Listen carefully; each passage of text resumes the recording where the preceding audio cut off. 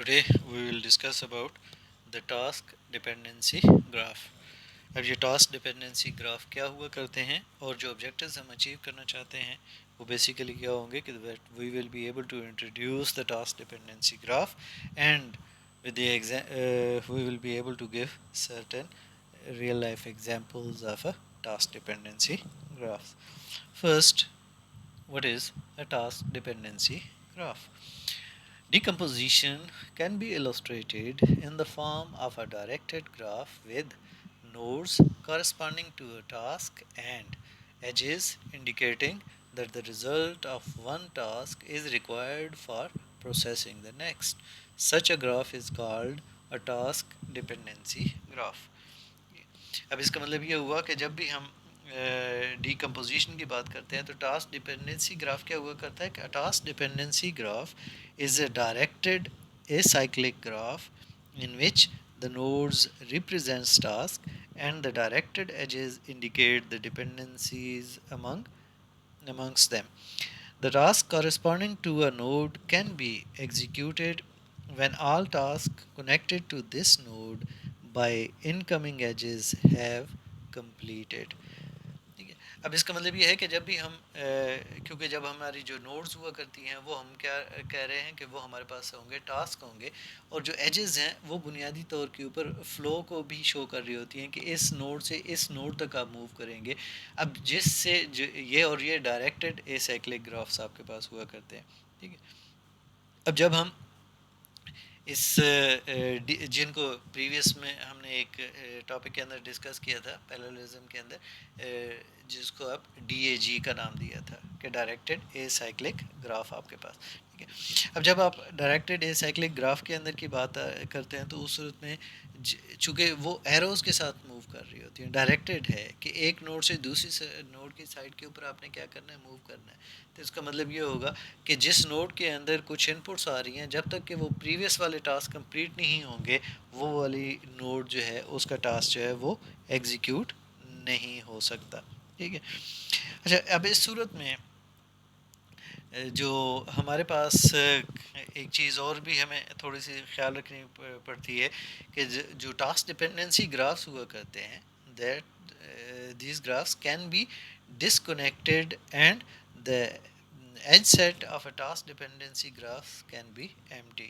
ٹھیک ہے, اب یہ جو ایگزامپل کیس ہے یہ آپ کے پاس میٹرکس ویکٹر ملٹیپلیکیشن کے ساتھ بھی آ سکتا ہے جہاں پہ ہر ٹاسک جو ہے وہ کمپیوٹ کرتا ہے ایک subset of entries of the product vector. ٹھیک ہے, اب یہ چیزیں جو ہیں یہ بنیادی طور کے اوپر ہم کو تھوڑا سا خیال رکھنا پڑتا ہے. اب ہم دیکھتے ہیں کہ سپوز کر لیں کہ اگر کسی ایک ٹاسک کو ہم نے گرافیکل فارمیٹ کے اندر دیا ہو تو یہ ہمارے پاس کیا آ جاتی ہے کہ وہ اگر آپ دیکھیں تو یہ ایروز کے ساتھ آپ کے پاس موو کر رہا ہے. اس کا مطلب ہے کہ یہ کیا ہے, ڈائریکٹڈ اے سائیکلک آپ کے پاس گراف آپ کے پاس آتا ہے. ٹھیک ہے, اب یہاں پہ اگر آپ اس میں دیکھیں تو ٹاسک 2 جو ہے اس کے ڈپینڈنٹ آپ کے پاس کیا ہیں, 8 7 اور 4 ہے کہ جب تک ٹاسک 2 کمپلیٹ نہیں ہوگا یہ کمپلیٹ نہیں ہوں گے. اب 8 کا جو آؤٹ پٹ ہے basically after the completion of execution of 8 9 جو ہے وہ اس کے ساتھ آ رہا ہے, لیکن 9 جو ہے وہ بیسیکلی 7 کا بھی ڈپینڈنٹ ہے. ٹھیک ہے, اب یہ اسی طریقے سے 4 جو ہے وہ 2 کا ڈپینڈنٹ ہے اور 3 جو ہے وہ 4 کا ڈپینڈنٹ ہے. یہ ہمارے پاس کیا بن جائے گی, ایک ڈپینڈنسی آپ کے پاس آ جائے گی. 6 جو ہے وہ 3 10 1 اینڈ 9 کا ڈپینڈنٹ ہے. ٹھیک ہے, اب اس میں سے کچھ ہم نے کیا کیے ہوئے ہیں, شیڈڈ آپ کے پاس ہے. اب یہ جو شیڈڈ ہوا کرتے ہیں یہ ہمارے پاس کیا بن جاتے ہیں, اس کو ہم کریٹیکل پاتھ کا نام دے دیتے ہیں. اور یہ آپ کے پاس جو ہے وہ لانگسٹ پاتھ آپ کے پاس ہوا کرتا ہے جو ٹاسک کے اندر, یعنی ان کے جو ایجز ہوا کرتے ہیں بنیادی طور کے اوپر. فار ایگزامپل ایک سافٹ ویئر ہے مائکروسافٹ پروجیکٹ کا, آپ اس کے اندر جو ہے آپ نے جو ڈفرینٹ آپ نے ٹاسک, کیونکہ جب آپ ایک پروجیکٹ کو ہینڈل کر رہے ہوتے ہیں اور پروجیکٹ کے اندر آپ کے پاس کیا ہوا کرتا ہے کہ آپ کے پاس ملٹیپل ایونٹس یا ملٹیپل ٹاسک ہوا کرتے ہیں جو پرفارم کر رہے ہوتے ہیں. اب کچھ ٹاسک ان پیرلل ہوا کرتے ہیں, کچھ ڈیپینڈنٹ ہوا کرتے ہیں کہ پہلے ایک ٹاسک کمپلیٹ ہوگا اور اس کے بعد آگے کی طرف جائے گا. ٹھیک ہے. جیسے سپوز کر لیں کہ آپ کی یہ جو انٹرویوز اور جو کویسچنیئرز آپ کے پاس ہوا کرتے ہیں سافٹ ویئر انجینئرنگ کے اندر، جب آپ ریکوائرمنٹ اسپیسیفکیشنز کی بات کر رہے ہوتے ہیں، ریکوائرمنٹس گیدرنگ کی بات کر رہے ہوتے ہیں، ٹھیک ہے، تو وہاں پہ ہمارے پاس کیا ہوا کرتا ہے کہ انٹرویوز بھی ہوا کرتے ہیں اور سم ٹائمز آپ سرویز بھی کیا کرتے ہیں. ٹھیک ہے. اب یہ ان پیرلل ایگزیکیوٹ ہو سکتے ہیں. ٹھیک ہے.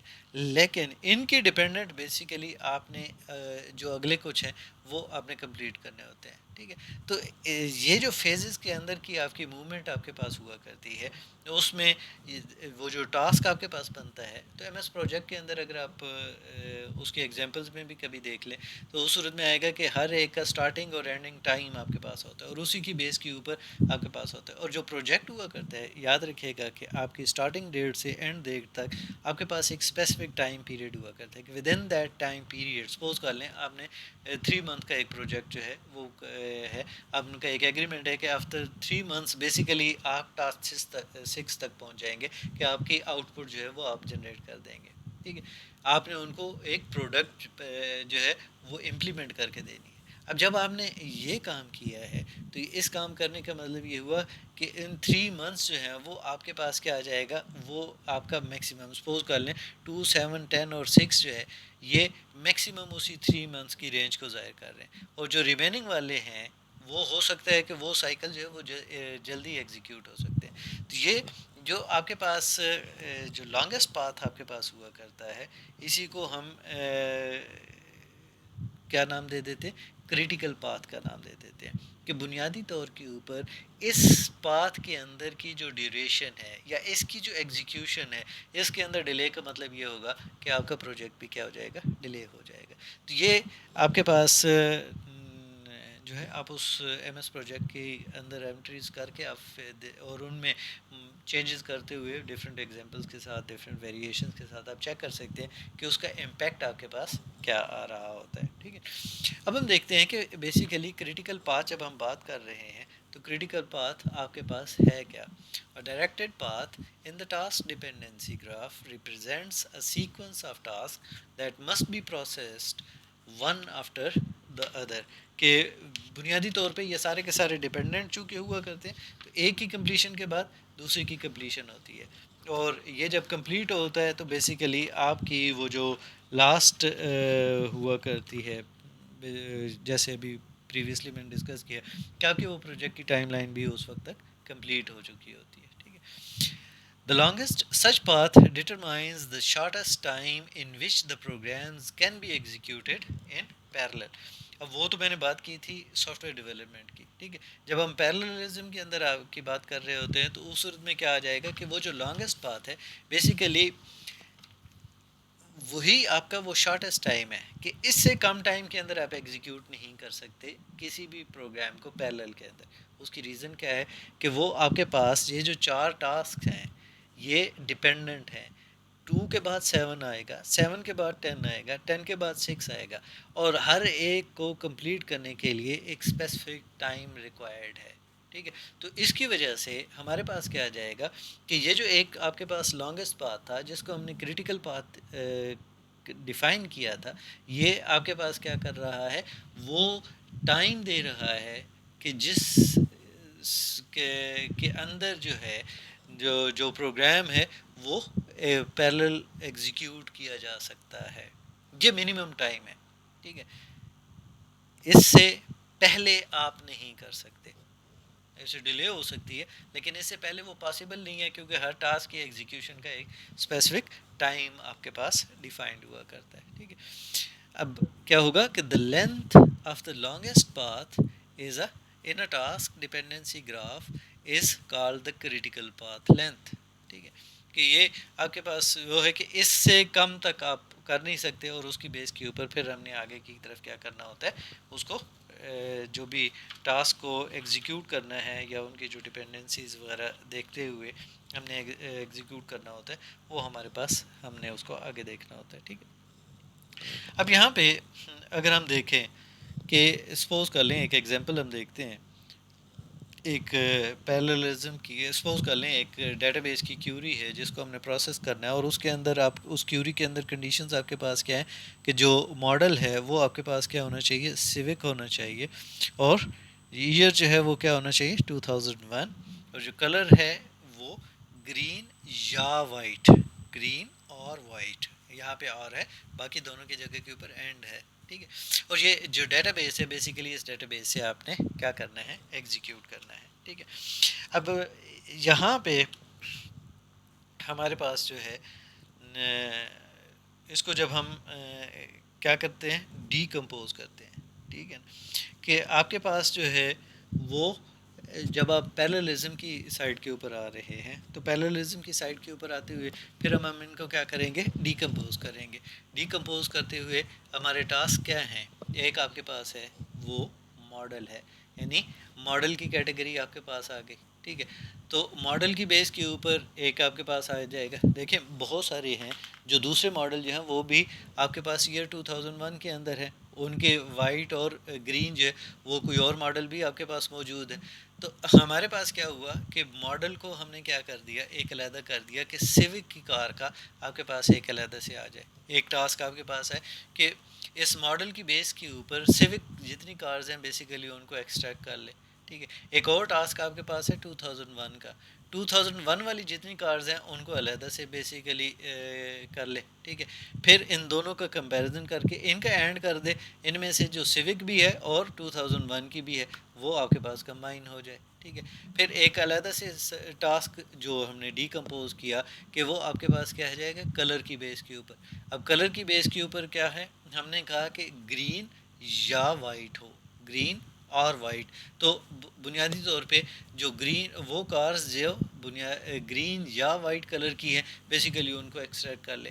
اب جو ہمارے پاس ماڈل اور ایئر کے ساتھ ہم نے کمبائن کیا تھا بیسیکلی اس کو اس کے ساتھ کمپیئر کرتے ہوئے ہماری جو اسپیسیفک آؤٹ پٹ ہے وہ ہمارے پاس کیا ہو جائے گی، جنریٹ ہو جائے گی۔ اب فار ایگزامپل ہم نے اس کا یہ ٹاسک جو ہے وہ اس کو ڈیوائڈ کیا ہے، ٹھیک ہے۔ اب یہاں پہ اور جیسے میں نے پہلے بھی ذکر کیا تھا کہ یہ ٹاسک جو ہے وہ جب ڈی کمپوز کرنے کا کوئی ایک اسپیسیفک وے بھی نہیں ہوا کرتا۔ سپوز کر لیں یہاں پہ ہم نے پہلے کیا کیا کہ اس ڈیٹا بیس سے پہلے سیوک کی بیس کے اوپر وہ جو ساتھ اس کا ٹیبل بنا ہوا ہے وہ تمام کے تمام کیا ہے، سیوک ماڈل کی ہیں۔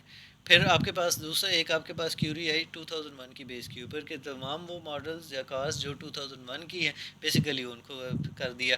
پھر آپ کے پاس کیا تھا، وائٹ اور گرین کا تھا آپ کے پاس، ٹھیک ہے۔ تو وائٹ کا علیحدہ کر دیا، گرین کا علیحدہ کر دیا۔ اب ان کی بیس کے اوپر یہ دو ٹیبل بنے۔ اب وائٹ اور گرین کا تھا تو ان دونوں کو کمبائن کر دیا، چونکہ آر ہے اینڈ نہیں، تو اٹ مینس کہ یہ آپ کے پاس وائٹ اور گرین والا جو ہے وہ آپ کے پاس کلرز آ گئے۔ اب یہ جو ہے تو اس کے اندر اگر آپ دیکھیں تو وائٹ کے اندر 2 تھیں اور گرینز کے اندر 6 کارس تھیں، اور وہاں پہ ہمارے پاس ٹوٹل وائٹ اور گرین کے اندر کتنی آ گئی آپ کے پاس، 6 آپ کے پاس آ گئی، ٹھیک ہے۔ اب جب یہ 6 ماڈل آپ کے پاس یہاں پہ آئے، اب 2001 اور سیوک ان کو اگر آپ اینڈ کرتے ہیں کہ سیوک اینڈ 2001، وہ جو کیوری تھی کہ ماڈل سیوک ہو اور ایئر جو ہے وہ کیا ہو 2001 ہو، تو یہاں پہ جب اس صورت میں آئے تو اب اس صورت میں اینڈ کی وجہ سے کیا ہوا کہ سیوک کا جو ٹیبل تھا اور جو 2001 کا ٹیبل تھا اس میں سے جو کامن تھے، کامن آپ کے پاس کیا تھا کہ 6734 جو ہے وہ دونوں کے اندر موجود ہے جو اس کی آئی ڈی ہے، اور ایک آپ کے پاس 4395 جو ہے وہ دونوں کے اندر موجود ہے۔ یہ دو آپ کے پاس جو ہے وہ یہاں پہ آئے۔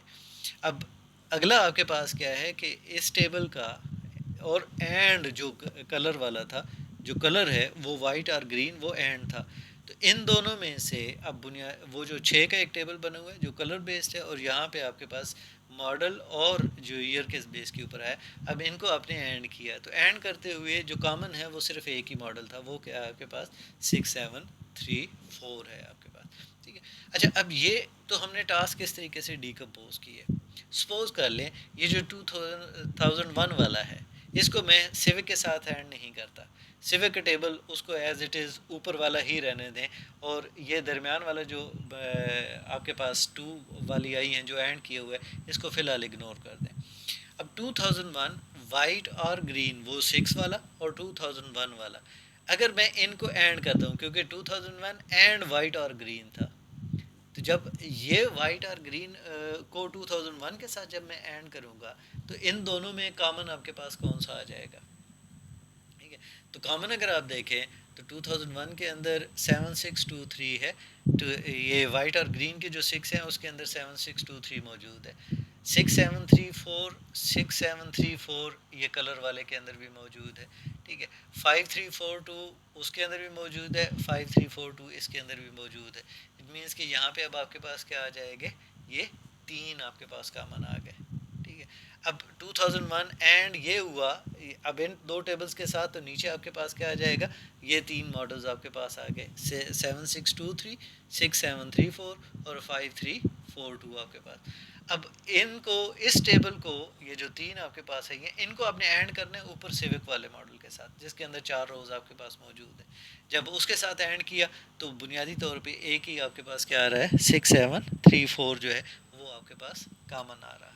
ٹھیک ہے، تو اٹ مینس کہ ٹاسک کو کسی بھی وے کے ساتھ ہم کیا کر سکتے ہیں، ڈی کمپوز کر سکتے ہیں وہ، لیکن ان کو ان پیرلل جو ہے وہ آپ کے پاس کسی بھی وے کے ساتھ، کسی سیکوینس کے ساتھ اگر وہ ان کے درمیان میں ڈپینڈنسی نہ ہو تو ہم ان کو کسی بھی وے کے ساتھ کیا کر سکتے ہیں، ایگزیکیوٹ کر سکتے ہیں.